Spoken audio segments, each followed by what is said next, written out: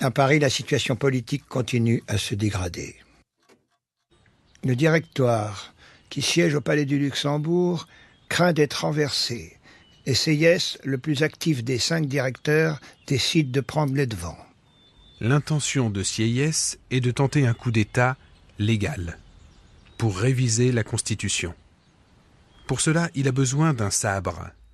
Sans la certitude d'avoir les armées pour soi, on ne peut rien faire. Pour le reste, Sieyès n'a pas prévu grand-chose, si ce n'est de substituer un autre nom à celui du Directoire devenu odieux, Mémoire de Talleyrand. Ce coup d'État tel que le prévoit Sieyès est un coup d'État politique dont Sieyès est le maître d'œuvre et où le sabre n'est en fait qu'un adjuvant au cas où les choses tourneraient mal. Mais le général Bonaparte n'a qu'un rôle d'appui dans ce coup d'État. Sieyès et Bonaparte passent à l'action le 9 novembre 1799, le célèbre 18 Brumaire. On partait du principe que les chambres accepteraient de se saborder et nommeraient un gouvernement provisoire chargé de repartir à zéro et de rédiger une nouvelle constitution. On pensait que les baïonnettes n'auraient jamais à être sorties des fourreaux et qu'aucun coup de feu ne serait tiré. En un mot, Sieyès et Bonaparte ne veulent pas prendre le pouvoir. Ils veulent que celui-ci leur soit offert. Et pour mener à bien leur plan, les 2 comploteurs ont un allié dans la place, le président du Conseil des 500, Lucien Bonaparte, le frère de Napoléon.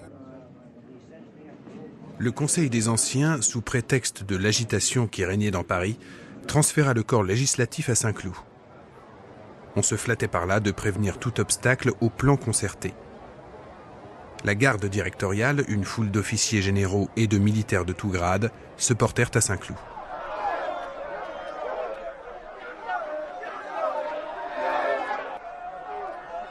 Malgré cet appareil de force, on rencontra dans le Conseil des 500 une opposition telle qu'il s'en fallut de peu qu'elle ne fit tout échouer. Mémoire de Talleyrand. En effet, Bonaparte a voulu pénétrer dans la salle où siège l'Assemblée. Il est pris à partie par les députés. Le désordre s'installe. Lucien se rend compte que Napoléon va rater le coche. Il s'enflamme, brandit son sabre, se dirige vers Napoléon, en appuie la pointe sur la poitrine de son frère et dit « Croyez-moi, si Napoléon avait l'intention de s'emparer du pouvoir, c'est moi-même qui transpercerai son flanc. »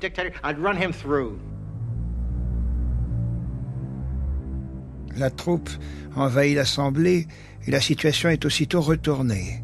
Terrorisés, la plupart des députés s'enfuient, au besoin par les fenêtres. On en récupérera quelques-uns pour leur faire signer la remise du pouvoir, exécutif et constitutionnel, à un triumvirat de consuls, dont bien sûr Sieyès et Bonaparte. Ce triumvirat n'est en réalité qu'une façade. Le coup d'État de parlementaire est devenu un coup d'État militaire. Et l'homme fort qui était Sieyès ne l'est plus, c'est maintenant Bonaparte. Les choses ne vont pas traîner. Il ne faudra que quelques semaines à Bonaparte pour supplanter ses 2 collègues et faire rédiger une constitution à sa seule convenance. Lorsqu'arrive l'année 1800, Bonaparte est le seul maître de la France. Il a 30 ans.